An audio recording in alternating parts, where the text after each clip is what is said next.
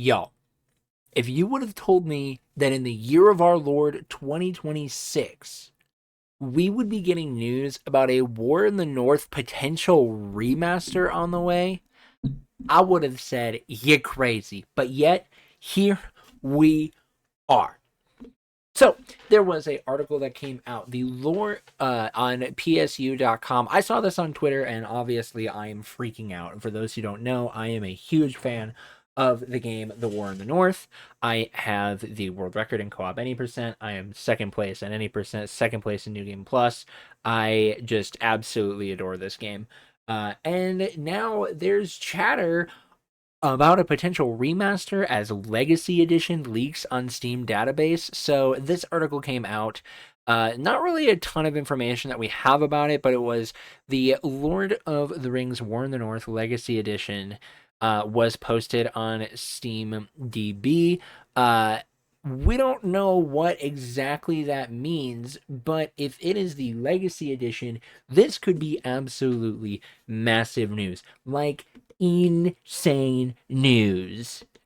Okay, so we're going to go ahead and we're going to talk about this. So, for those who don't know, the original version of The Lord of the Rings of War in the North was delisted on Steam a while ago. Warner Brothers decided to take it down. I don't exactly know why, whether it was because of mixed reviews from the game, just the overall mixed reception. I don't know. I genuinely think the mixed reception for this game is crazy, but that's just me. Either way, we saw that get delisted. People couldn't buy it unless they were buying like weird CD keys or something like that, or they were buying it on console, which since the only ways you could get it on console were on Xbox 360 or on PS3, a lot of people were not really getting a ton of access to the game anymore, and which was really heartbreaking because I do genuinely love the War in the North video game. I think it is a seriously underrated gem, and I think it is going to be a fantastic game. Now, however, when it comes to this specific article, I don't actually believe that when we look at what this game is going to be, I don't think it is going to be this remaster that we're seeing here. I don't think it's going to be a remaster of the story talking about Eridan, Andriel, and Farin. I genuinely think they're going to take that and they're going to bury that, which is kind of sad because I really love this game. And I do think, in terms of Lord of the Rings games, it should be pretty high up there on the candidacy for games that could use a really good remake. What I do think is going to happen is going to be this, and we'll explain. As we know, Warhorse Studios is developing a game that is going to be based in Middle Earth. For those who don't know, Warhorse Studios are the developers of the Kingdom Come Deliverance series, a overall very, very heavily praised game series that a lot of people have come to know and love. I still have yet to play them. They're on my list once I finish up Echoes of Minecraft. But anyways, I digress from that. With all of that in mind, they're going to be making a game based in Middle Earth. They announced that earlier in 2026. And I have been very excited, even though I have never played Kingdom Come Deliverance. I know that the developers have a really big rep with the gaming community, and so because of that, I trust that they're going to do a really good job in Tolkien's world as well. Now, what I believe this is going to be is when we do look at this new upcoming game and a potential Lord of the Rings War in the North remaster, I don't think it's going to be a remaster of the characters here. I don't think it's going to be this.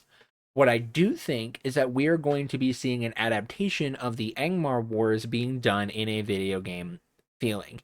Now, for those who don't know what the Angmar Wars is, in the period of the Third Age, I don't remember the exact years, but the Witch King of Angmar wages war on the Kingdom of Honor and basically destroys the entire thing. Absolutely desecrates it, and the Dunedain ranges are all but wiped out. That basically sets up for the reason why Eriador looks a lot of the way that it is, why the Lonelands are so desolate, why even Dim is left in ruins, why Weathertop is where it is. We're going to be seeing that as a desecration. There's genuinely just a lot of warfare that happens during that time.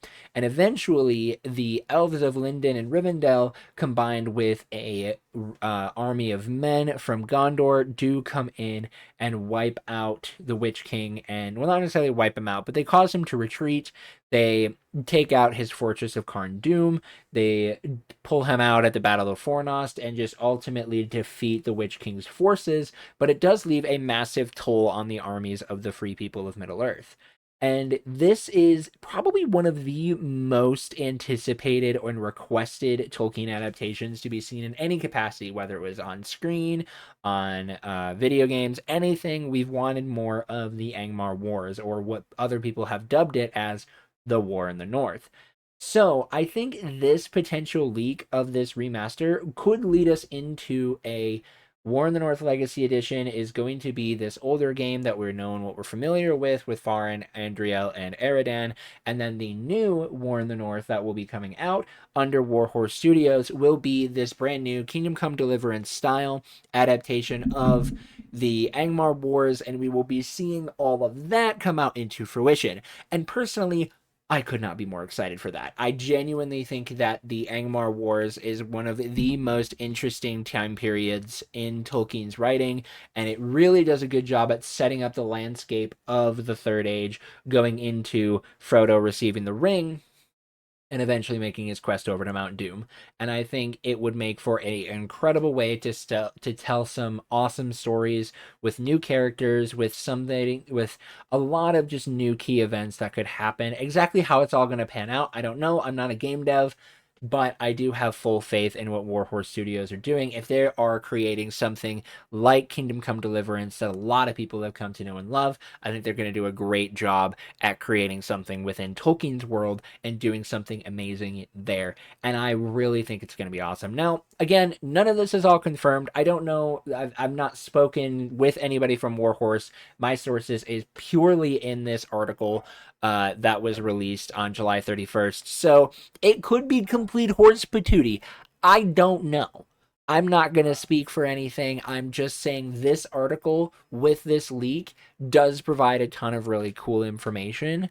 And if this does go the way that now this leak does suggest, then I genuinely think that we are going to be in for a really, really awesome setup for this video game. I think that the Angmar Wars is the best spot to do it. It pulls enough away from the main story of the Lord of the Rings to be able to still build Tolkien's world but tell something unique, but also does keep a lot of key moments within Tolkien's world, with the Witch King of Angmar being the primary villain, and a lot of notable locations like Weathertop. I'm sure Bree will be a key factor that gets mentioned throughout the story.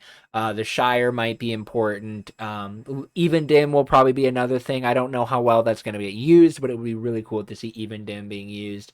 And the Fortress of Anuminas, and just seeing a dive into the history of the Dunedain Rangers, I think would also just be overall such a cool focus for a game, especially for a heavy RPG that Warhorse Studios will develop.